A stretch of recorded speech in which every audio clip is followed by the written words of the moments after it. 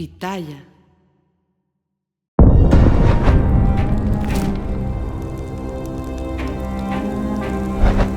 La mañana del 23 de enero quedó marcada por el silencio y el terror en el municipio de Concordia, Sinaloa. 10 personas vinculadas directamente con la empresa minera canadiense Vizsla Silver fueron arrancadas de su vida cotidiana por grupos armados. Se los llevaron por la fuerza. Desde entonces, ninguno ha vuelto a casa. Ninguno ha podido abrazar de nuevo a sus seres queridos. Tenían entre 30 y 65 años de edad. Eran mineros, ingenieros, geólogos y personal de seguridad. Hoy son el rostro más visible de un sistema criminal que impera en México, que controla vastas regiones del territorio nacional con la complicidad de autoridades locales y federales.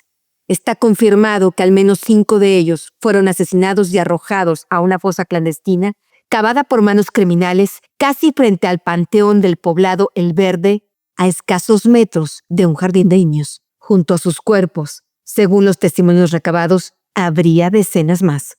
Fuentes gubernamentales cercanas a la investigación, consultadas por Narcosistema, aseguran que desde al menos el 28 de enero el gobierno de Claudia Sheinbaum tenía conocimiento de que los 10 mineros secuestrados habían sido asesinados. Sin embargo, ante la dimensión del escándalo, la información fue dosificada, administrada con cautela política hasta que el infame desenlace ya no pudo ocultarse. De acuerdo a nuestra indagatoria, la privación violenta de la libertad habría sido una represalia. Los trabajadores y/o la empresa Vizsla Silver se habrían negado a pagar extorsiones exigidas por la delincuencia organizada. El gobierno federal y estatal señalan a los chapitos como responsables de la desaparición y el asesinato de los mineros. Sin embargo, la información obtenida para este episodio apunta en otra dirección. Detrás de la tragedia de los 10 mineros estarían miembros del cártel de Sinaloa, pero se trata del clan de los hermanos Cabrera Sarabia, ligados a la facción encabezada por Ismael Zambada Siqueiros, alias Mayito Flaco, hijo del Mayo Zambada.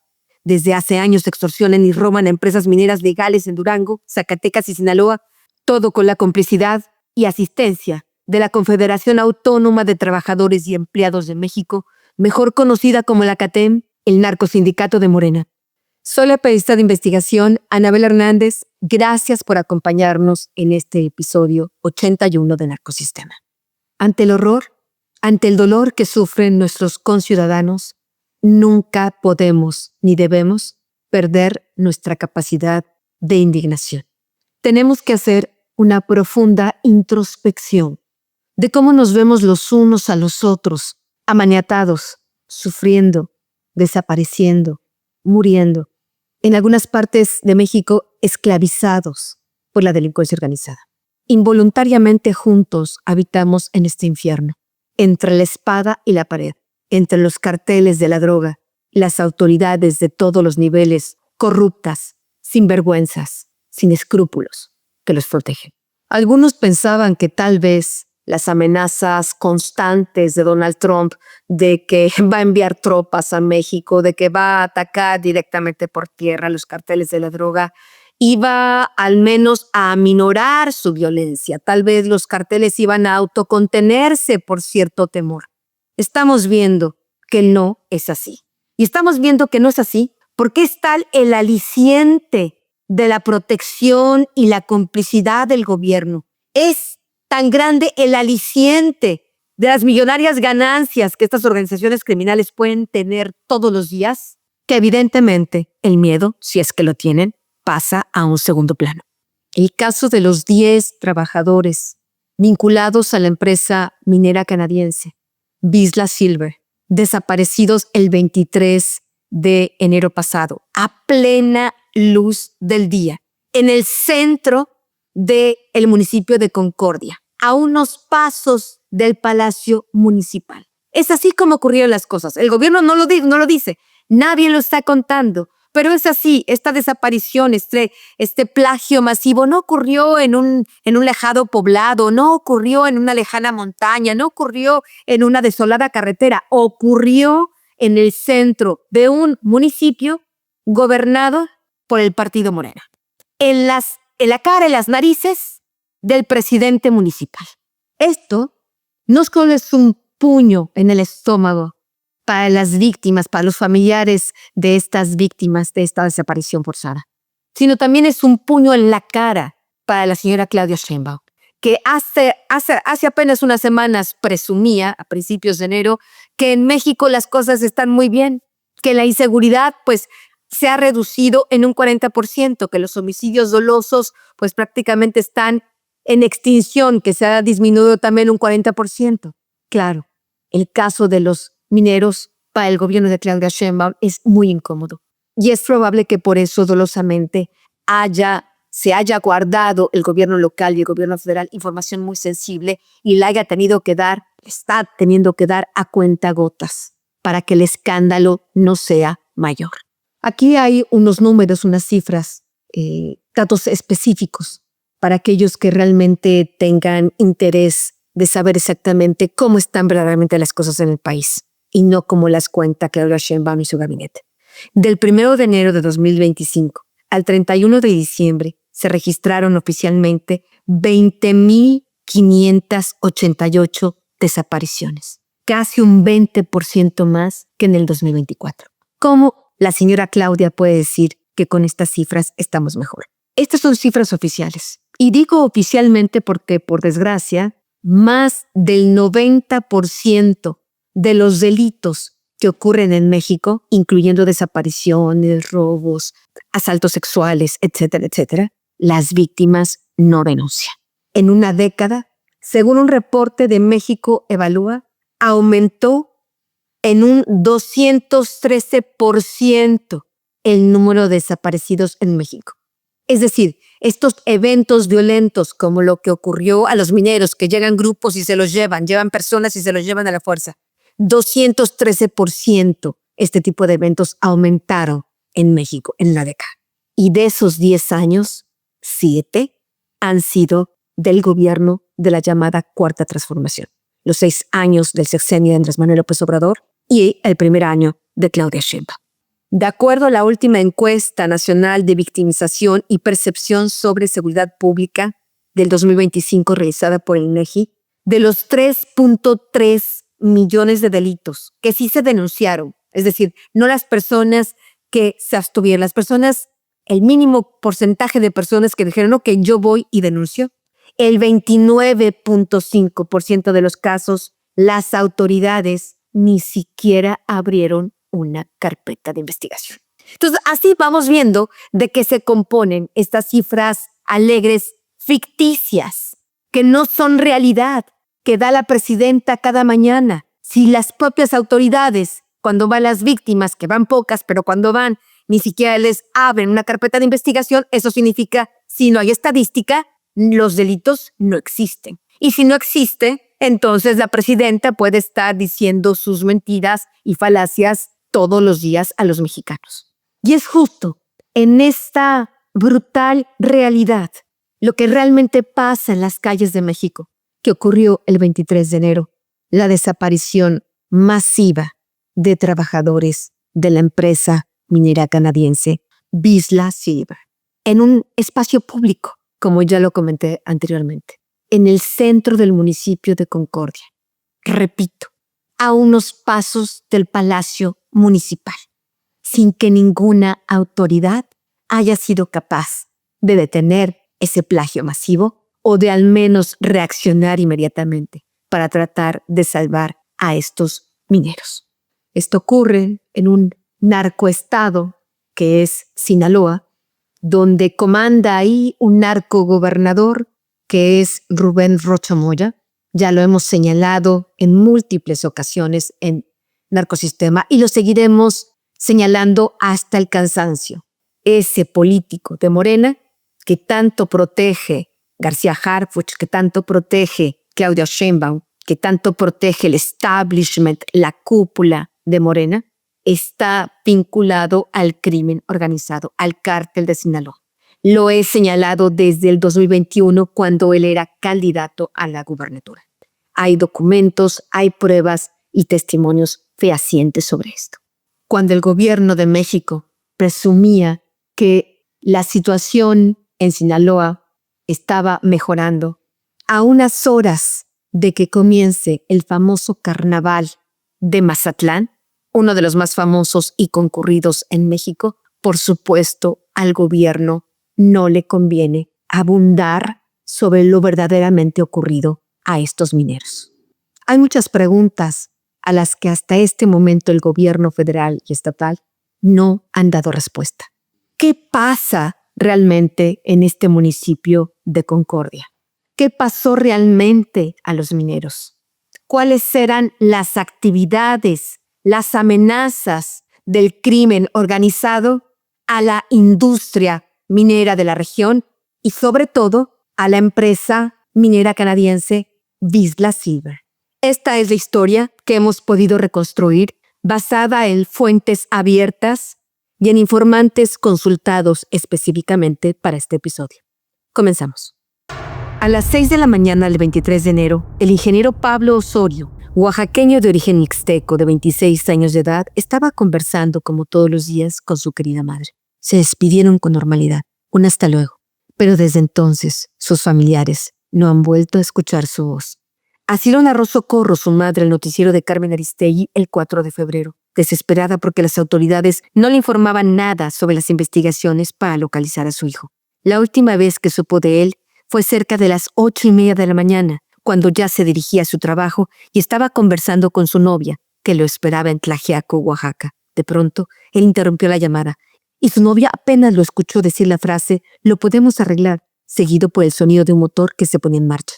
La llamada se cortó. La joven le volvió a llamar insistentemente, pero él ya nunca volvió a responder el teléfono. Se encontraba en una parada de autobuses al pie de la carretera Villa Unión Durango, donde esperaba el transporte que lo llevaría a su trabajo. Pablo es egresado del Tecnológico de Tlaxiaco. Estaba haciendo su servicio en Puebla en la empresa Sicar y luego la compañía lo envió a Concordia, Sinaloa. Era supervisor de túneles. Era el primero de su familia en obtener un título universitario. Pablo era el pilar y la esperanza de su núcleo familiar, dijo su hermano menor Mario. Lo quiero mucho, que ya regrese, suplicó su mamá al aire. Pero el gobierno de Claudia Sheinbaum ni el de Rocha Moya escucharon su voz. No le incluyeron como el desaparecido número 11, ocurrido ese 23 de enero en la zona de operaciones de la mina canadiense. Fue el Comité contra la Desaparición Forzada de la ONU quien levantó la voz a nivel nacional y exigió al gobierno de Sheinbaum una búsqueda inmediata y exhaustiva. Según fuentes abiertas, junto con Pablo, esa mañana del 23 de enero desaparecieron al menos otras 10 personas que trabajaban directamente para la mina Vizsla Silver. Concordia es un municipio enclavado en la zona sur de Sinaloa, colinda con el peligroso estado de Durango y lo atraviesa la carretera Villa Unión Durango, que es la principal vía de tránsito al puerto de Mazatlán. Es justo su ubicación estratégica lo que lo hace una plaza muy codiciada por el crimen organizado. Durante años ha estado bajo el control del cártel de Sinaloa. De acuerdo a informes de inteligencia de la Tercera Región Militar consultados por el Narcosistema, desde al menos 2018 hay reportes de lo conflictivo que es el municipio, donde desde entonces hay enfrentamientos constantes entre grupos rivales. Pero nunca, al menos hasta donde hay registro, había ocurrido un secuestro masivo de ciudadanos comunes y corrientes, como el que pasó el 23 de enero. La Defensa Nacional, hasta al menos el 2022, tenía a Concordia como parte del territorio totalmente controlado por los dos capos que en aquel momento estaban unidos en torno al cártel de Sinaloa, Iván Archibaldo Guzmán Salazar, líder de los Chapitos, e Ismael El Mayo Zambada. Cuando a mediados de 2024 estalló la guerra entre las facciones de los Chapitos y los Zambada, el municipio de Concordia en diversos momentos ha sido una zona de guerra. Uno de los episodios más tensos fue en septiembre de 2024, cuando las carreteras Libre y de Cuota Villa Unión Durango fueron cerradas a la circulación por narcobloqueos con camiones incendiados y ponchallantas localizados justo en el municipio de Concordia, ante una autoridad ausente. Una acción dolosa. En ese contexto, la minera canadiense Vizsla Silver realiza trabajos de exploración para explotar uno de los yacimientos de plata más grandes del mundo, que también contiene una importante cantidad de oro. Se llama Proyecto Pánuco. La empresa cotiza en la Bolsa de Valores de Nueva York, la más importante del mundo por el volumen monetario y el número de empresas que cotizan sus acciones, y en la Bolsa de Valores de Toronto, Canadá. De acuerdo a su información oficial financiera y corporativa, la compañía piensa convertirse en el principal productor primario de plata del mundo mediante la consolidación, exploración y desarrollo de dicho tesoro escondido en las montañas de la Sierra Madre Occidental, que por más de medio siglo han sido el terruño de una de las organizaciones criminales más poderosas del mundo, el Cártel de Sinaloa. Según los pronósticos de Bisla, apuntan a una producción anual de 50 millones de onzas equivalentes de plata para el 2035. El periodismo independiente es esencial. En un mundo donde la información está controlada por intereses poderosos, contar la verdad es un acto de resistencia. Sin apoyo, estas voces desaparecen. Por eso creamos Narcosistema. Si valoras nuestro trabajo y quieres que sigamos investigando, apóyanos en Patreon. Al suscribirte, obtienes acceso a un episodio exclusivo cada mes y la oportunidad de que Anabel Hernández responda tus preguntas. Unirte es fácil. Da clic en el enlace en la descripción. Suscríbete a nuestro único nivel de apoyo por 70 pesos mensuales y si lo deseas puedes donar una mayor cantidad. Estás ayudando a que sigamos contando lo que otros callan. Únete a nuestra comunidad. Haz que el periodismo de investigación que hacemos en Narcosistema crezca. Cualquiera pensaría que obtener una concesión por parte del gobierno de México de esa magnitud para explotar vetas con esa riqueza sería como ganarse la lotería. Pero no es así. Desde hace meses, Bisla ha estado elaborando reportes donde habla de nubarrones en el paraíso plateado. No solo se queja en estos reportes de los graves problemas de inseguridad a los que se enfrenta al hacer esta exploración en el proyecto Pánuco, sino también se queja de las políticas públicas del gobierno de México. En un reporte enviado por la empresa a la Comisión de Bolsa y Valores de los Estados Unidos, fechado apenas en noviembre de 2025, en el apartado Países extranjeros y riesgo político, previno que sus operaciones están expuestas a diversos niveles de riesgos políticos y económicos derivado de factores fuera del control de la compañía. Estos factores potenciales incluyen, entre otros, aumentos en regalías mineras y diversos impuestos o reclamaciones por parte de entidades gubernamentales, expropiación o nacionalización, controles cambiarios, disputas comerciales, altas tasas de inflación, fluctuaciones extremas en los tipos de cambio, cancelación de contratos, regularizaciones ambientales y de permisos. Y señala que actualmente la compañía no cuenta con cobertura de seguro contra riesgos políticos que la proteja frente a estos problemas. Pero además hizo énfasis en el foco del arma sobre la reforma judicial que se concretó en 2025. Sobre eso señala, la reforma judicial introduce cambios significativos al sistema judicial mexicano, entre ellos la transición de un sistema de designación de jueces basado en gran medida en méritos y calificaciones a un sistema en el que los jueces serán electos, así como drásticos cambios en la forma en que se va a supervisar la actividad de los jueces y los procedimientos disciplinarios. Los proyectos de minería, exploración y desarrollo de la compañía podrían verse afectados de manera adversa por la reforma judicial implementada por Claudia Sheinbaum. Pero además, Bisla Silver reveló en ese informe que en ciertas regiones de México, incluido el estado de Sinaloa, donde se ubica el proyecto Pánuco, han ocurrido episodios de violencia localizada, amenazas, robos, secuestros y extorsiones asociados con los cárteles de la droga y otras organizaciones criminales. Por esa razón, la propia compañía minera anunció el 4 de abril del año pasado que había suspendido temporalmente las actividades de campo en Concordia debido a las condiciones de seguridad en la región.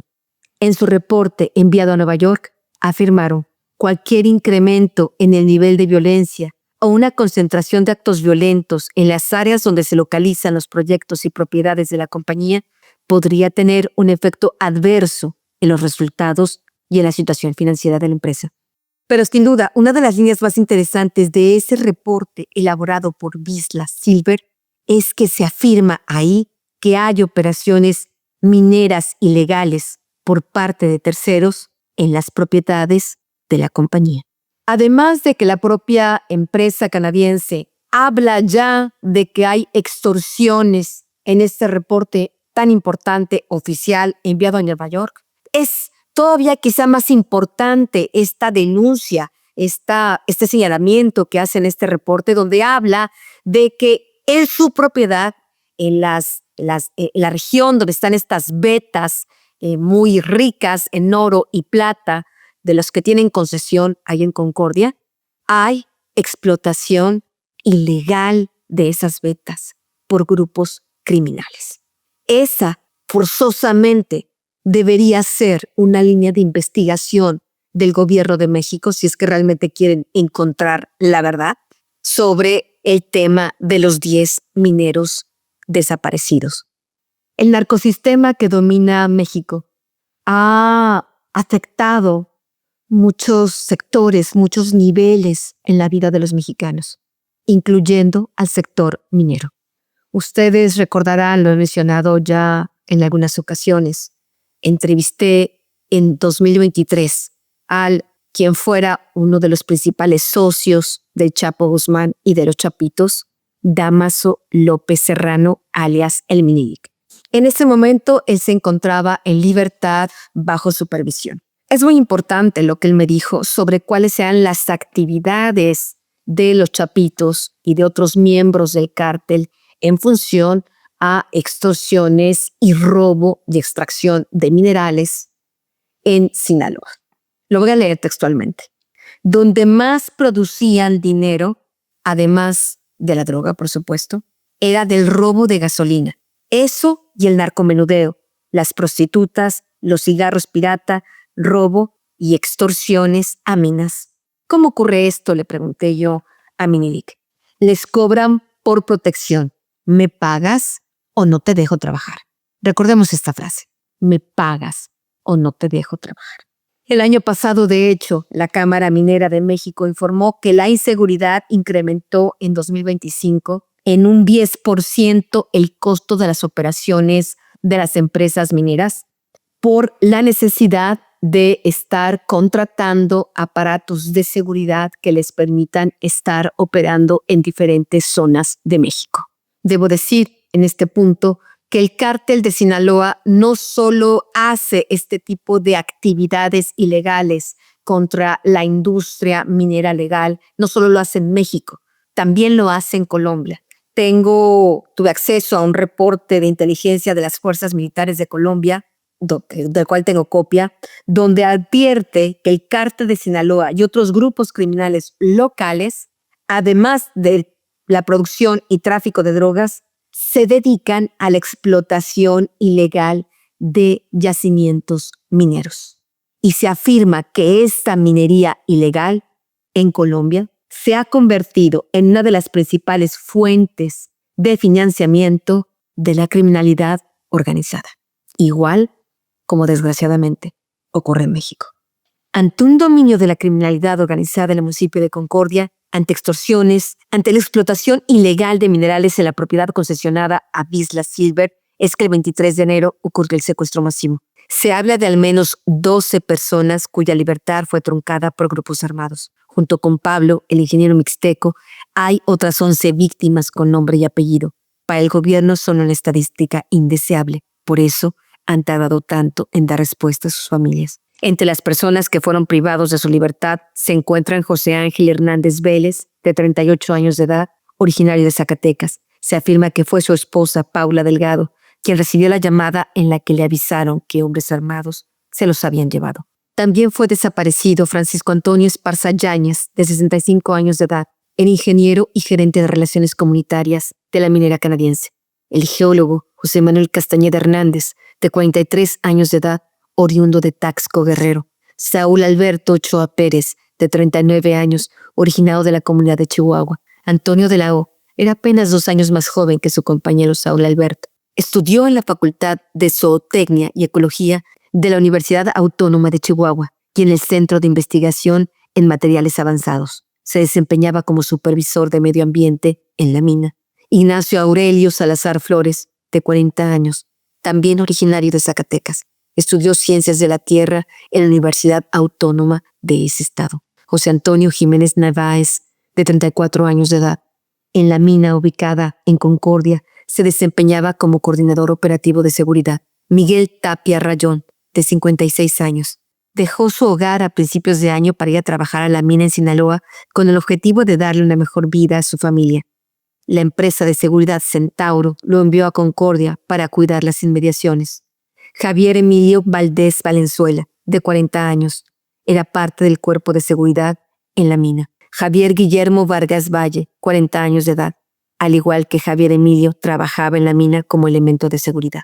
De acuerdo a las fichas de la Comisión Nacional de Búsqueda de Personas en el estado de Sinaloa, todos ellos, identificados claramente como trabajadores de Vizsla Silver, desaparecieron alrededor de las 7 de la mañana en la pintoresca colonia centro del municipio de Concordia, a unos metros del Palacio Municipal, donde despacha desde noviembre de 2024 Óscar Zamudio Pérez del Partido Morena, a quien al parecer nadie le ha preguntado cómo es que la criminalidad organizada había podido llevarse casi en sus narices al grupo de mineros. ¿Por qué los pobladores de Concordia son asolados impunemente por la violencia y extorsiones del crimen organizado? Ese día, en la misma zona, desapareció Francisco Jesús Aguilar. A las 7 de la mañana estaba hablando por teléfono, al igual que Pablo. Estaba en las inmediaciones de la carretera Villa Unión y se desconoce hasta ahora su paradero. De acuerdo a la información obtenida por fuentes cercanas a la zona, grupos del cártel de Sinaloa extorsionan constantemente a la población de Concordia desde hace meses. A partir de que en julio de 2024 estalló la guerra entre la Chapiza y la Malliza, los pobladores quedaron en un callejón sin salida. La violencia cotidiana se duplicó. El crimen organizado se mete a las casas a robarse todo lo que encuentran, incluso si son familias pobres que acaban de vender alguna cabeza de ganado. Se afirma que en los pueblos Copala, Magistral, Chapaderos y Pánuco, en una ocasión entraron los grupos criminales y saquearon todo. La guerra intestina necesita de sicarios y municiones, y eso tiene un costo.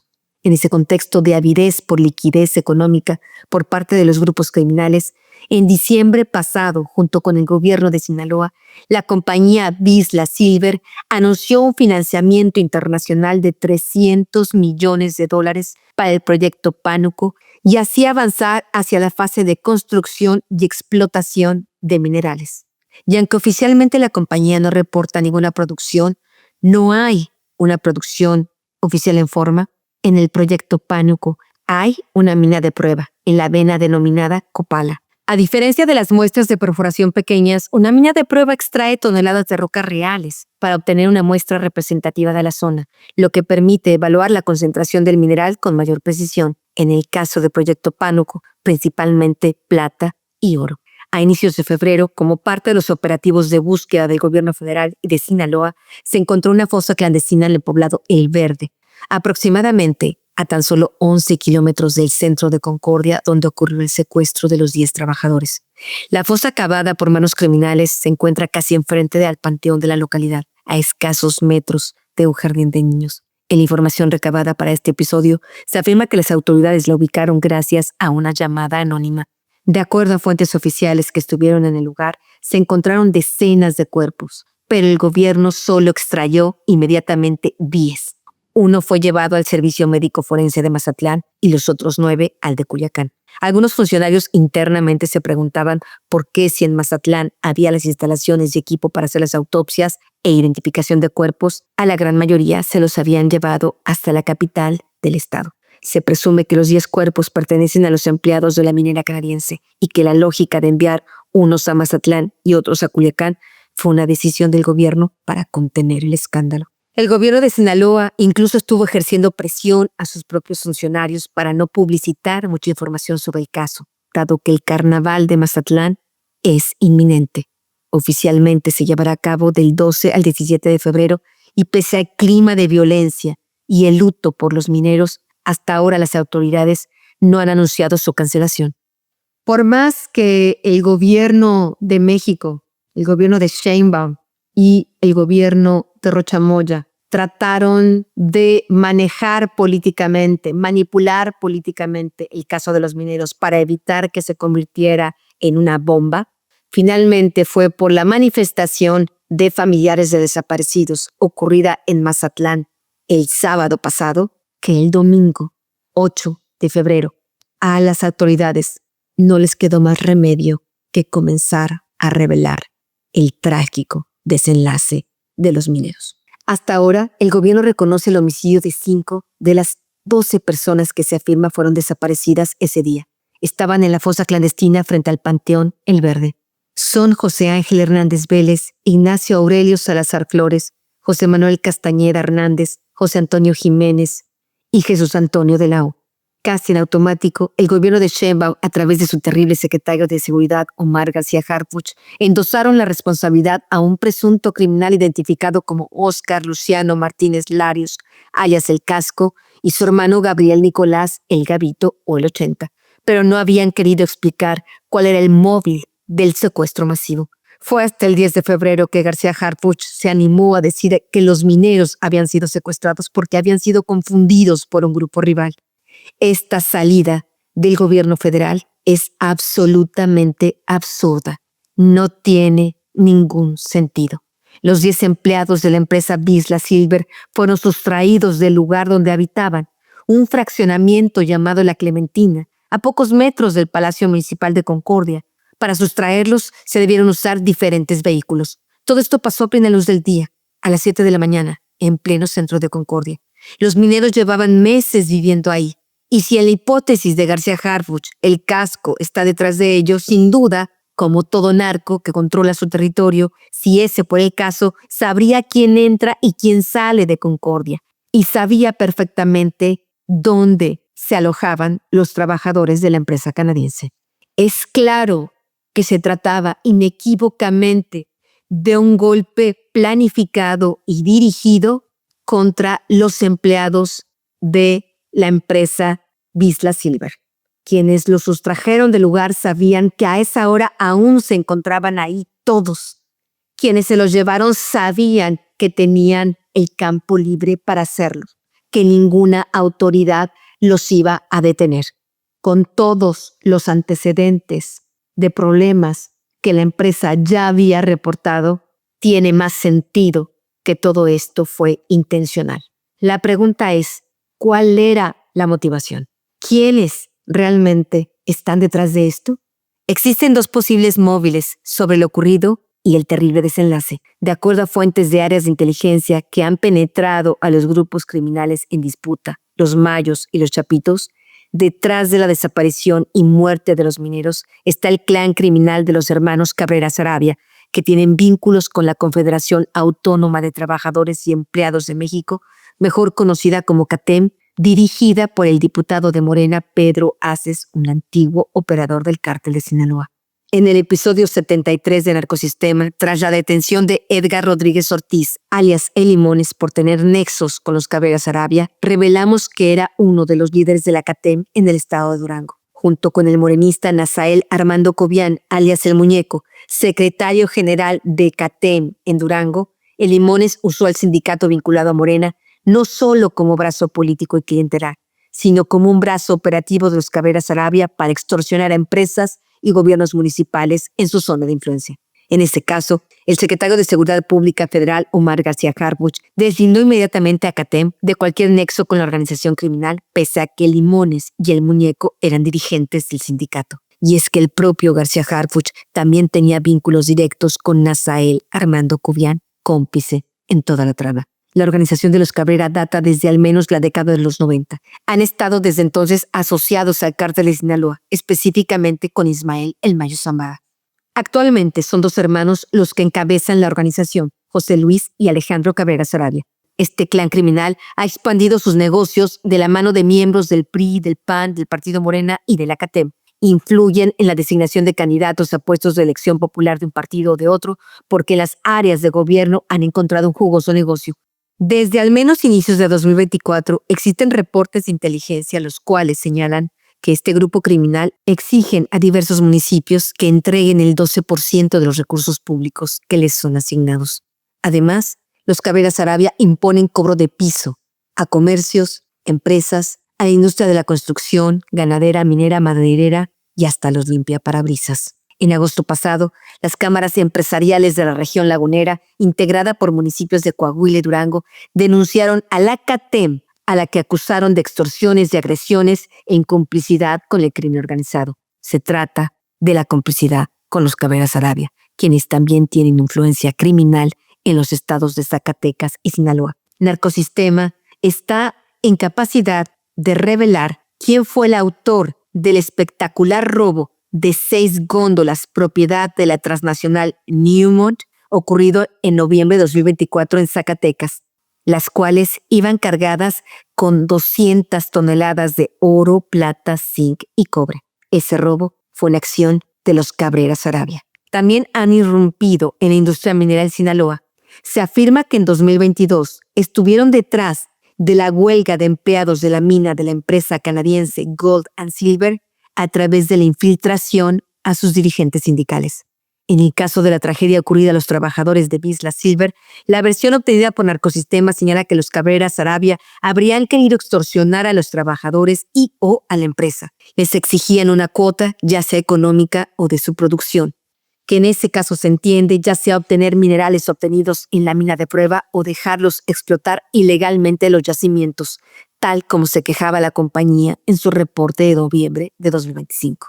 Ante la negativa, el grupo criminal habría enviado a hombres armados a levantar a los trabajadores de la mina. De acuerdo a esta versión, los habrían asesinado a todos apenas horas después. Y cuando el tema comenzó a atraer la atención de autoridades federales y del propio gobierno de Canadá y Estados Unidos, los Cabrera Saravia comenzaron a filtrar que habían sido los Chapitos. 2 personas que se identificaron como mineros que laboraban en la zona acaban de señalar en una entrevista con Reportes Sonora 100 que era imposible que sus compañeros hubieran sido confundidos con un grupo criminal rival, como dice el gobierno de Sheinbaum.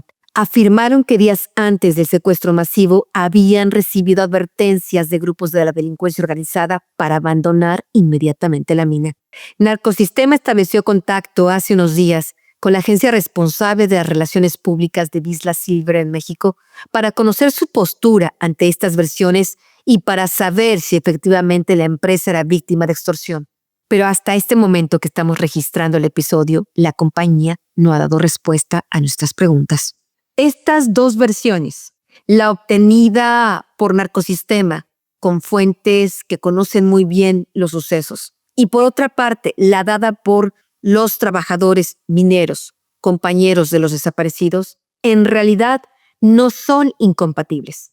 Los 2 hechos pudieron haber ocurrido, es decir, los Cabrera Saravia habrían podido haber amenazado previamente a los mineros de que abandonaran la región. Los Cabrera Saravia habrían extorsionado a los trabajadores o a la empresa minera, ya sea con dinero o tener acceso a sus minas para explotarlas ilegalmente. Estas 2 versiones pueden ser parte de una misma historia. La última información que he recibido es que los Cabrera Saravia tienen urgencia de poder conquistar y acaparar todo este corredor que va de Durango a Mazatlán, porque sería una perfecta ruta de tráfico de drogas. Es ahí donde también entra en juego el municipio de Concordia, que repito, se encuentra al pie, cruzada por esta carretera Villa Unión, Durango, que es la que conecta a ese estado de la República con este codiciado puerto del Pacífico. Y mientras los grupos criminales se disputan el territorio mexicano como si fuera un juego de Monopoly a punta de AK-47, las autoridades mexicanas se mantienen pasivas. No son capaces de realmente establecer una estrategia que resuelva el problema. Y no son capaces, ni lo serán, mientras las propias autoridades estén coludidas con la criminalidad organizada. Nos vemos en el próximo episodio. Pitaya.